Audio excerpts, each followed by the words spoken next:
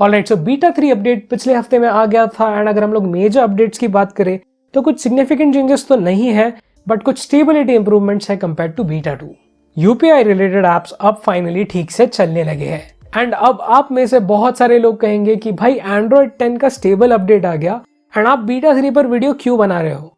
उसका आंसर है simple, because I don't think कि beta 3 update would be the last beta build update. इसके बाद शायद से मेरे हिसाब से एक और बीटा बिल्ड आएगा, क्योंकि एंड्रॉइड 10 के ऑफिशियल चेंज लॉग में OnePlus ने कहा है कि वो लोग एक और स्टेबल अपडेट प्रोवाइड करेंगे टू इनेबल EIS।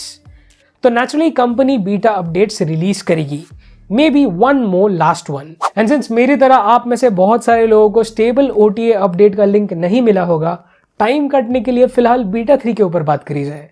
तो मैं हूं आपका होस्ट प्रतीक, आप हो नेक्स्ट के चैनल पर, और बिना किसी रुकावट के लेट्स बिगिन।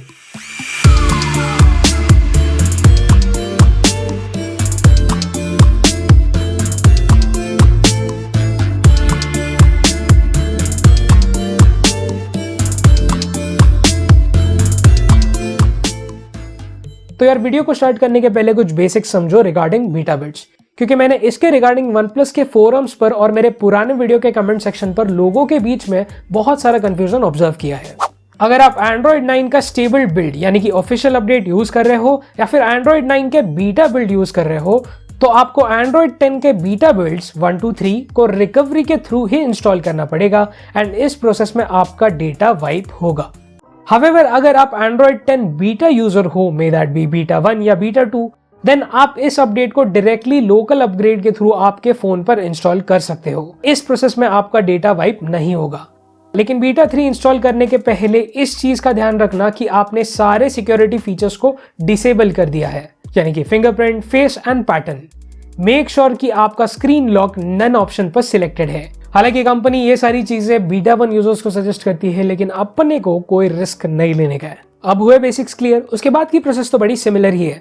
डिस्क्रिप्शन बॉक्स में आपको एक लिंक मिलेगी जिस पर आप आपके रिस्पेक्टिव डिवाइस के लिए बीटा 3 डाउनलोड कर लेना। देन उसी फाइल को रूट डायरेक्टरी में ट्रांसफर करने के बाद ये चेक करना कि वो फाइल .zip फॉर्मेट में है। अगर नहीं होगी तो रीनेम कर देना। देन सेटिंग्स में जाकर सिस्टम अपडेट्स को सिलेक्ट करके आपको लोकल अपग्रेड की प्रोसेस को स्टार्ट करना है। बस इतना ध्यान रखना कि बैटरी 50% एंड अबव है फॉर सेफ्टी रीजंस। जैसे ही अपग्रेड की प्रोसेस शुरू होगी, फोन को साइड में रख देना एंड डोंट यूज इट, क्योंकि अपडेट को कंप्लीटली इंस्टॉल होने में बहुत टाइम लगता है। तो जैसे ही अपडेट कंप्लीट हुआ, मैंने चेंज लॉग चेक किया एंड एज यूजुअल यहाँ पर कुछ भी मेंशन नहीं था। Security patch update same month का है, लेकिन बिल्ड नंबर में चेंजेस प्रेजेंट है, जो कि ऑब्वियस है। सो प्रीवियस बिल्ड्स की तरह मैंने बीटा बिल्ड 3 भी अबाउट 1 वीक के लिए एक्सटेंसिवली यूज किया। मेरे कुछ ऑब्जर्वेशंस है। सो हम लोग फर्स्ट ऑफ ऑल जो बग्स एंड इश्यूज सॉल्व हुए हैं उसके ऊपर बात करेंगे एंड देन नए बग्स के ऊपर बढ़ेंगे। तो first, UPI payment related apps अब ठीक से काम कर रहे हैं एंड आपको इस बार हर एक यूपीआई ऐप में यूपीआई आईडी को रीवेरीफाई करने की जरूरत नहीं पड़ेगी। ऑल्सो अब यूपीआई एप्स रजिस्ट्रेशन या फिर एक्टिवेशन के मैसेजेस अपने आप नहीं भेजेंगे, जो कि पहले बीटा 2 में बहुत बार ऑब्जर्व हुआ था, लेकिन अब वो रिजॉल्व हो गया है। नेक्स्ट, प्रीवियस बीटा बिल्ड में वाईफाई कॉलिंग के इश्यूज बहुत लोगों को आ रहे थे and in some cases wifi calling का ऑप्शन इनएक्सेसिबल था।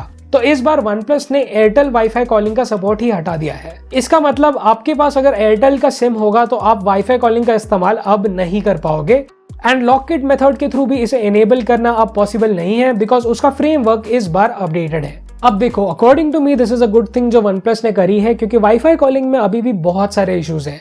नेटवर्क प्रोवाइडर्स कॉल्स को VoLTE से Vio वाईफाई पर एफिशिएंटली स्विच नहीं कर पा रहे हैं। कॉल्स का जो सीमलेस ट्रांसफर या फिर हैंडओवर रहता है वो नहीं हो पा रहा है, क्योंकि इसमें अभी भी स्टेबिलिटी नहीं है। इसीलिए अगर आपने नोटिस किया होगा तो Vio वाईफाई सिग्नल बहुत बार चला जाता है एंड कभी कभार VoLTE सिग्नल भी ठीक से लैच नहीं हो पाता। आई गेस ये एक दूसरे के साथ इंटरसेप्ट होते रहते हैं एंड हमारा फोन स्ट्रांगली प्रायोरिटाइज नहीं कर पाता कि डिवाइस पर कौन सा सिग्नल लैच होना चाहिए। हावेवर जियो यूजर्स के लिए Vio वाईफाई कॉलिंग का ऑप्शन अभी भी अवेलेबल है and comparatively it's much more stable then Airtel and may be आगे के बीटा बिल्ड में एयरटेल यूजर्स इस फीचर को इस्तेमाल कर सकेंगे। Third is battery life. तो यार बीटा 2 बिल्ड में बैटरी बहुत फटाफट डिग्रेड हो रही थी, लेकिन बीटा 3 में वो इशू सॉल्व हो गया है एंड मुझे मेरे मॉडरेट यूसेज के हिसाब से आराम से 7 से 8 घंटे का बैटरी बैकअप मिल रहा है, जो कि पहले कम मिल रहा था। देन गूगल डियो कॉल्स में अब आपका माइक ठीक से चलेगा एंड वीडियो कॉल्स में अब म्यूटेड नहीं रहेगा, जो कि बीटा 2 में बहुत इश्यूज क्रिएट कर रहा था। So that is now fixed. अब ये सारी चीजें हो गई बग फिक्सेस के रिगार्डिंग, लेकिन what about beta 3 related bugs? तो चलो उसके ऊपर बात की जाए। तो फर्स्ट, जब अपडेट के बाद डिवाइस का सेटअप कंप्लीट हो जाएगा, आप ऐप ट्रे को ओपन करना एंड देन सर्च ऑप्शन में कुछ भी टाइप करना, तब आप इमीडिएटली नोटिस करोगे कि टेक्स्ट का कलर एंड बैकग्राउंड का कलर सेम है एंड उसी के कारण वर्ड्स दिखाई नहीं देते। हाउएवर, ये इशू खाली फर्स्ट बूट पर अवेलेबल है।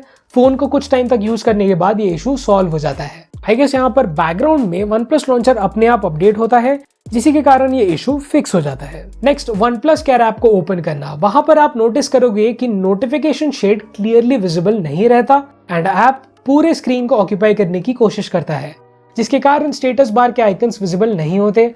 ऑल्दो ये एक माइनर बग है, आगे के अपडेट में फिक्स हो जाना चाहिए। नेक्स्ट, कुछ लोग ऐसे भी रिपोर्ट कर रहे हैं कि कैमरा ऐप में वो जब 1080p 60 fps वीडियो मोड को सिलेक्ट करते हैं देन फोटो मोड इनएक्सेसिबल हो जाता है। लेकिन मैंने तो ऐसा कोई बग मेरे OnePlus 5 पर ऑब्जर्व नहीं किया है। मे बी ये बग OnePlus 5T यूजर्स में ज्यादा कॉमन है। देन हिडन स्पेस मोड को एक्सेस करते वक्त मैंने कुछ फ्रेम ड्रॉप्स ऑब्जर्व किए, बिकॉज पहले जब मैं ये एक्शन करता था तब मुझे वो हिडन स्पेस का एनिमेशन इतना क्लियरली नोटिसेबल नहीं रहता था, जो कि अब नोटिसेबल रहता है। एंड कभी कभार हिडन मोड को ऐप ट्रे से एक्सेस करते वक्त ये भी नोटिस किया है कि फ्लूइडिटी बहुत कम है। बीटा 2 में ऐसा कोई इशू प्रेजेंट नहीं था। ऑल्सो इस बार कंपनी ने क्लॉक ऐप में एक नया अलार्म मोड का फीचर दिया है, जिसका नाम है power of alarm.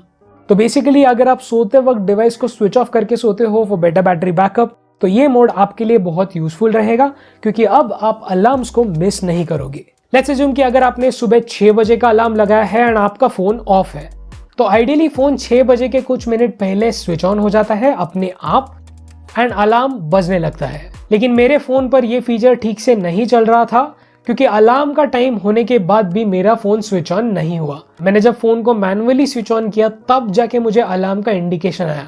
So a little room for improvement in this department. Next, text selection में मैंने एक वियर्ड बग नोटिस किया। Just press and hold on any text, इसके बाद आप नोटिस करोगे कि आप फ्रीली ज्यादा वर्ड्स को सिलेक्ट नहीं कर पाओगे, जो कि काफी अनोइंग हो सकता है अगर आप कुछ अर्जेंट लाइंस या स्पेसिफिक नंबर्स किसी को भेजना चाहते हो। Next, EIS electronic image stabilization in video mode is still off, लेकिन कंपनी ने स्टेबल अपडेट के चेंज लॉग में कहा है कि इसका एक और स्टेबल अपडेट आएगा, उसमें ये चीज फिक्स हो जाएगी। सो देखते हैं, मे बी हम लोग इसे आगे के बीटा बिल्ड में टेस्ट कर पाएंगे। Fingers crossed for that. Then अगर आप पुराने नेविगेशन जेस्चर्स को मिस कर रहे हो ऑन योर OnePlus 5T, तो XDA डेवलपर्स की साइट पर इसका एक फिक्स अवेलेबल है, जिससे आप आपके डिवाइस पर यानी कि OnePlus 5T पर पुराने जेस्चर्स का इस्तेमाल कर पाओगे। Link is in the description box below. Lastly कुछ छोटे मोटे चेंजेस हैं, जैसे कि आप ऑटो ब्राइटनेस स्लाइडर का UI थोड़ा डिफरेंट लगता है पहले से, जो कि शायद मैंने अभी नोटिस किया है। देन डाउनलोड्स ऐप को अब फाइल्स ऐप में रीनेम कर दिया है, जो कि शायद से मैंने लास्ट टाइम मेरे पुराने वीडियो में नहीं बताया था। ऑल्सो अभी भी कंपनी डिवाइस बूट करने के वक्त पुराने लोगों का ही इस्तेमाल कर रही है, शायद से स्टेबल बिल्ड में ये चीज फिक्स हो गई होगी। एंड सिंस हम लोग स्टेबल अपडेट के बारे में बात कर रहे हैं, मेरा आपसे एक सजेशन रहेगा कि आप खाली ऑफिशियल सोर्सेज से ही आपके रिस्पेक्टिव डिवाइस के लिए रोम डाउनलोड करना।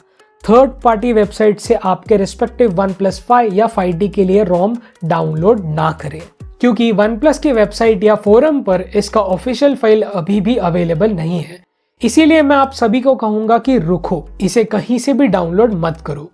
इसका जब ऑफिशियल अपडेट आ जाएगा या OTA लिंक अवेलेबल हो जाएगी, उसका वीडियो आपको हमारे चैनल पर दिख जाएगा।